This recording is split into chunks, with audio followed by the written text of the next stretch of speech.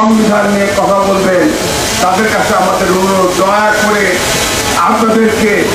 অপেক্ষা করতে হবে। এই জন্যই আগামী পার্লামেন্ট নির্বাচন, এদেশের জনগণ, এদেশের সাধারণ মানুষ যে ভোটের অধিকারের জন্য এই 15.5 বছর আমাদেরকে অপেক্ষা করতে হয়েছে, যে ভোটের জন্য, যে কথা বলার জন্য,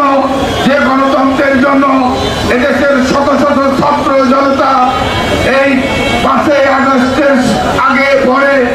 অনেককে নিহত হতে হতে, শহীদ হতে হয়েছে, তাদের রক্তের সাথে আমরা যেন বেইমানি না করি, এইভাবে আমাদেরকে সজাগ থাকতে হবে। কারণ এই সংবিধান সংশোধন করবে বাংলাদেশের জনগণ, এই সংবিধান সংশোধন করবে জনগণের প্রতিনিধি, এই 18 কোটি মানুষ যাদেরকে ভোট দিয়ে ওই জাতীয় সংসদ, যে পবিত্র সংসদের জন্য 71 সালে এদেশের 30 লক্ষ মা বোনের রক্তের বিনিময়ে যে স্বাধীনতা আমরা অর্জন করেছি, এদেশের সেই জনতার ভোটের নির্বাচিত জনপ্রতিনিধিরা। তাই আমি আপনাদের কাছে বলতে চাই, প্রিয় ছাত্র ভাইরা, এই গণতন্ত্র, এই স্বাধীনতা, এই সার্বভৌমত্ব রক্ষার জন্য আবারও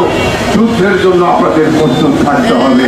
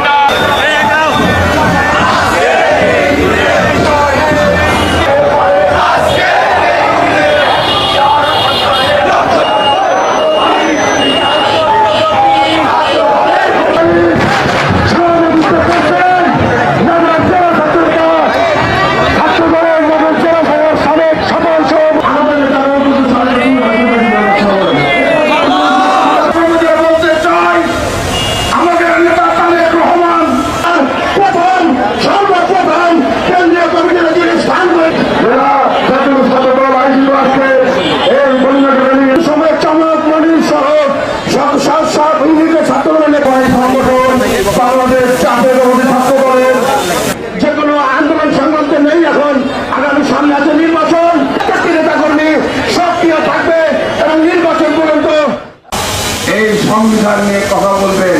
তাদের কাছে আমাদের অনুরোধ, দয়া করে আপনাদেরকে অপেক্ষা করতে হবে। এই জন্যই আগামী পার্লামেন্ট নির্বাচন, এদেশের জনগণ, এদেশের সাধারণ মানুষ যে ভোটের অধিকারের জন্য এই 15.5 বছর আমাদেরকে অপেক্ষা করতে হয়েছে, যে ভোটের জন্য, যে কথা বলার জন্য, যে গণতন্ত্রের জন্য এদেশের শত শত ছাত্র জনতা এই 5ই আগস্টের আগে পরে অনেককে নিহত হতে হতে, শহীদ হতে হয়েছে, তাদের রক্তের সাথে আমরা যেন বেইমানি না করি, এইভাবে আমাদেরকে সজাগ থাকতে হবে। কারণ এই সংবিধান সংশোধন করবে বাংলাদেশের জনগণ, এই সংবিধান সংশোধন করবে জনগণের প্রতিনিধি, এই 18 কোটি মানুষ যাদেরকে ভোট দিয়ে ওই জাতীয় সংসদ, যে পবিত্র সংসদের জন্য 71 সালে এদেশের 30 লক্ষ মা বোনের রক্তের বিনিময়ে যে স্বাধীনতা আমরা অর্জন করেছি, এদেশের সেই জনতার ভোটের নির্বাচিত জনপ্রতিনিধিরা। তাই আমি আপনাদের কাছে বলতে চাই, প্রিয় ছাত্র ভাইরা, এই গণতন্ত্র, এই স্বাধীনতা,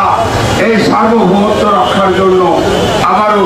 যুদ্ধের জন্য আপনাদের প্রস্তুত থাকতে হবে।